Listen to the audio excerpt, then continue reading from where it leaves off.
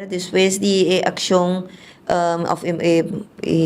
acción de protesta de trabajadores para demostrar un mal contento para hecho con el donador de trabajo no también a mesa para seguir que discusionan y para llegar a un acuerdo y manera bisa justo para trabajadores de Unicon. Nossa palavra ayer que nós sinta na mesa, nós começamos a discussão awe, sabe a sociedade, me te querer dos bandas a chance de 13 para diante, num ponto não e tem proposição riba mesa acaba e com nós vai seguir para diante. De sabe também aquela palavra com de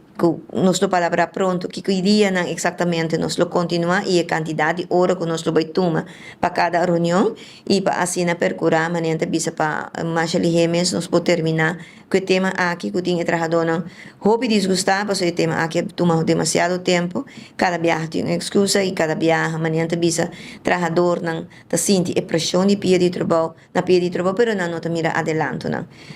de nós banda nós espera que pronto em verdade essa que queda um capítulo atrás e que o trabalhador não queda satisfeito com contrato coletivo novo para na pia de trabalho. Assim, o contrato de coletivo aqui a terminar e depois de sair tem cambio maneira bisa de sindicato também depois por motivo é assim mais urgente que o trabalhador não tem coisa arreglada devidamente e que algo que é importante para o trabalhador no momento aqui mirando custo de vida que está assaltando se você bom de último ano já nós 17 chegando a 18%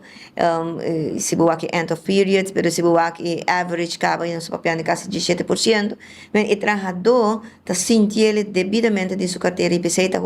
importante e urgente para entre o trabalhador e o donador de trabalho chega a acordo de trabalho na acusação de salário. Na 2023,